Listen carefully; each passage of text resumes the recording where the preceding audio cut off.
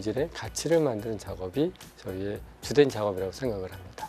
그래서 탈북민의 마음과 그리고 어떤 느낌, 자신의 고향에 가고 싶어하는 마음, 그때의 추억이 다시 돌아가고 싶고 느끼고 싶은 마음이 있어서 그런 거를 제가 직접 한번 구현해 보면 어떨까. 굿자을이 많이 훼손되고 있어서 거기를 좀 보존할 수 있는 그런 터전을 만들 수 있는 기회를 삼아보고 싶어서 한번 도전하는 거고요. 저희가 학교 만드는 프로젝트가 주가 돼서 진행이 되고요. 그게 5년차 계획으로 준비하고 있어서 1년 6개월이 지났고, 그러면서 많은 국내에서 테스트적인 캠프와 학교를 테스트하고 있습니다.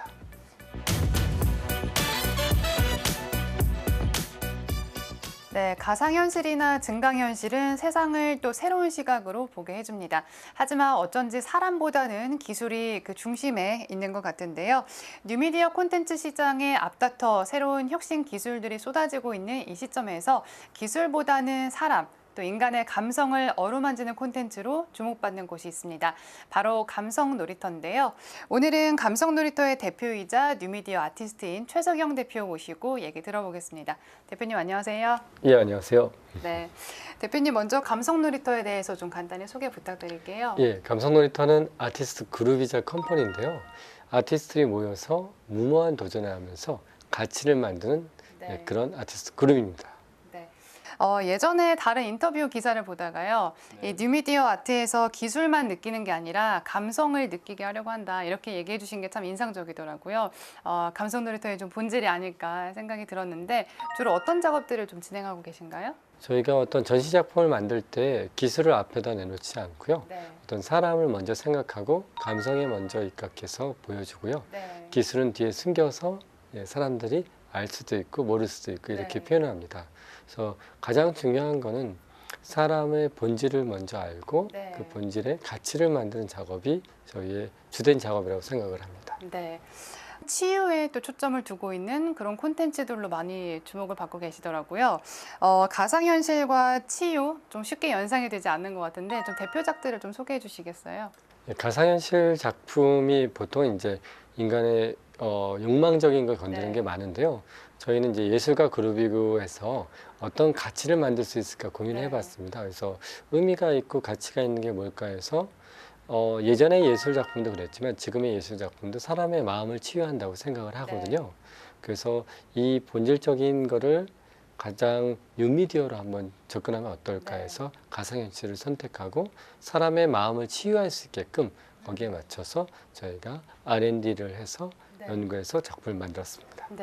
대표작이라고 하면 또 어떤 게 있을까요? 대표작은 숲의 메시지라고 해서요. 제가 어렸을 때 산동네에 살았는데요. 그 산동네에 살던 느낌들을 다시 재현을 하는 가상현실 작품이 있습니다. 그때 풀벌레 소리, 그 다음에 거기에서 민들레 호시가 퍼지는 느낌들, 그런 거가 있었고요. 또 여성분들의 인터뷰를 통해서 여성의 심리를 표현한 따스한 겨울이라는 작품이 있습니다. 그래서 그거는 여성이 눈 덮인 그런 산을, 아무도 밟지 않은 산을 혼자 걷는 이야기고요. 맨 마지막에는 호수 같은 바다를 만난다는 이야기입니다. 숲의 메시지 그리고 따스한 겨울 대표작이라고 소개해 주셨는데 또 어떤 영상인지도 상당히 기대가 되는 것 같아요. 어린이나 청소년들을 위한 힐링 콘텐츠 그리고 교육 콘텐츠들도 좀 많이 참여를 하고 계시고 최근에는 또 탈북민들을 위한 그런 심리치료 콘텐츠도 제작을 하고 계시다고 들었는데 좀 어떤 내용들인가요? 어느 날 우연히 탈북하신 분을 만나서 이렇게 이야기를 나누다가 그럼 우리 가치 있는 프로젝트를 만들어 보면 어떨까요? 해서 이렇게 시작을 됐습니다. 그래서 지금은 작품을 위해서 인터뷰를 계속 하고 있고요. 그래서 탈북민의 마음과 그리고 어떤 느낌, 어떤 거를 좋아하시는지 그리고 모든 사람이 다 똑같다고 생각합니다. 자신의 고향에 가고 싶어 하는 마음, 그때의 추억이 다시 돌아가고 싶고 느끼고 싶은 마음이 있어서 그런 거를 제가 직접 한번 구현해 보면 어떨까 하고 있습니다. 어린이나 또 청소년들을 위한 또 VR 콘텐츠도 많이 작업을 하셨는데 이런 부분들은 좀 어떤 내용으로 작업을 하셨나요? 어린이들은 플레이카카라고 해서 어떤 7개의 자동차를 만들어서 그 자동차를 가지고 노는 개념이 적용돼 있고요.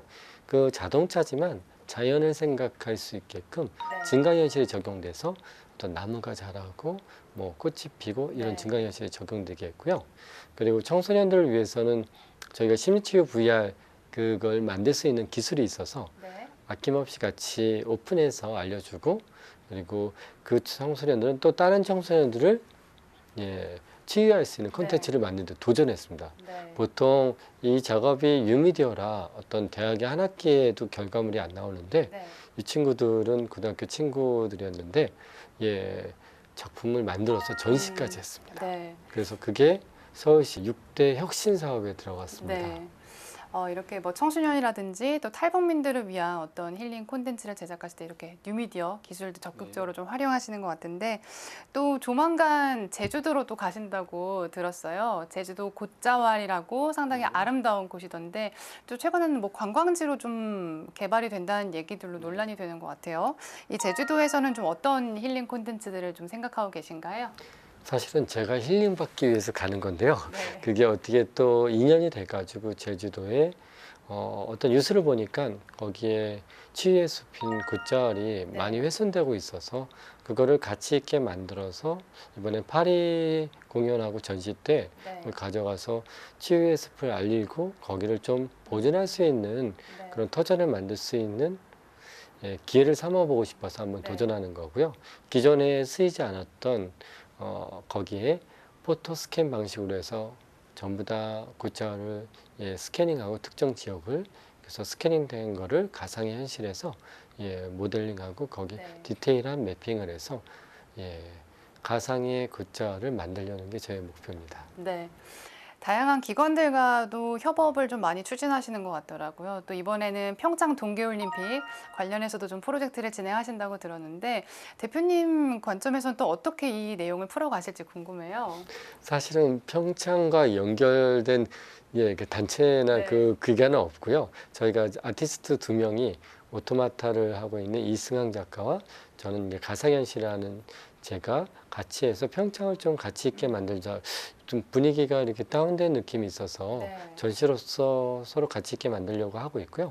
저는 이제 평창을 어떻게 접근할까 고민했는데 이효석 작가님의 메밀꽃 필 무렵을 거기에서 이제 모티브를 생각했고요. 거기에 어떤 달빛에 비친 메밀꽃이 소금꽃처럼 표현한 글이 있습니다.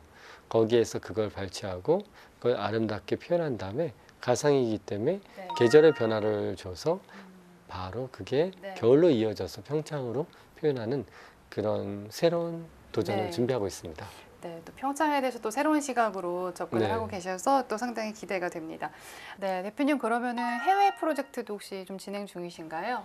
이번에 9월 29일 날 전화제라는 코리안 페스티벌 프랑스 파리에서 열립니다. 그때 미디어 파사드 작업으로 가게 되었습니다. 그 미디어 파사드는 기존의 파사드와 다르게 한국적인 문화와 같이 공연을 하는데요. 사물놀이와 같이 미디어 파사드가 진행되고 양 사이드에는 왼쪽에는 심리치유 VR 작품이 이제 전시되고요. 오른쪽에는 평창을 알리는 VR 작품이 전시됩니다. 가운데는 인터랙션한 새로운 도전으로 인터랙션한 프로젝션 매핑이라고 미디어 파사드 종류가 전시될 예정입니다. 감성 놀이터 얘기를 들어보니까요, 뭐 혁신 기술 그리고 감성 이렇게 좀 어떻게 보면은 대비되는 두 가치를 어울러 가시는 그런 곳이 아닐까 생각이 들었어요. 계속해서 문화 콘텐츠 뭐 종류도 다양해지고 즐기는 방식도 상당히 많은데, 앞으로 감성 놀이터 좀 어떤 목표를 이뤄 가실 예정이세요? 저희가 VR하고 로봇을 R&D에서 지금 좋은 결과가 있었고요. 전체 메가 프로젝트로 말씀을 드리면 저희가 학교 만드는 프로젝트가 주가 돼서 진행이 되고요. 그 학교는 에스토니아라는 곳에 만들게 될 겁니다. 그래서 본 학교가 에스토니아에 2개 학교가 만들어지는데요. 본 학교를 가기 위해서는 예비 학교인 미스테이크 스쿨이 먼저 만들어졌습니다. 이름이 만들어졌고요. 그게 5년차 계획으로 준비하고 있어서 1년 6개월이 지났고, 그러면서 많은 국내에서 테스트적인 캠프와 학교를 테스트하고 있습니다. 최종적으로는 에스토니아의 예비 학교 그리고 본 학교를 설립을 하게 되시는 거네요. 그래서 국제학교로 다시 한국에 들어오려는 게 저희 목표고요. 나이, 성, 국적 그런 거 상관없이 네. 공부하고자 하는 마음만 있으면 누구나 들을 수 있게 네. 그런 학교로 발전하고 있습니다. 네. 상당히 재미있는 학교 프로젝트가 될 것 같은데 학교 프로젝트 말고도 또 추진 중이신 목표가 있다고 들었어요. 또 큰 메가 프로젝트 하나가 전기를 공유하는 겁니다. 네. 그래서 대체 에너지를 연구하고 있는데요. 처음에는 이제 태양열을 연구했는데 태양열 자체도 문제가 좀 있고 네. 그걸 개인이 구축하려면 50만 원 이상이 또 필요하더라고요. 그래서 어떻게 공생하면서 자연과 좋은 에너지가 없을까 고민했고요. 네. 저는 이제 미생물을 연구하게 되고요. 미생물과 미생물끼리 커뮤니케이션 할 때 전기가 발생하거든요. 네. 이 전기를 축전해서 가치 있게 만들려는 게 저희 목표입니다. 네. 대표님 오늘 말씀 너무 잘 들었습니다. 고맙습니다. 감사합니다. 네, 감성 놀이터. 이 뉴미디어 아트를 중심으로 앞으로는 학교 프로젝트 그리고 대체 에너지 프로젝트까지 다양한 재밌는 도전들을 이어가고 있습니다. 앞으로도 무모하지만 즐거운 도전 계속 응원해 보도록 하겠습니다. 오늘 토마토 인터뷰 소통 시간에는 감성 놀이터 최석영 대표 모시고 얘기 나눠봤습니다.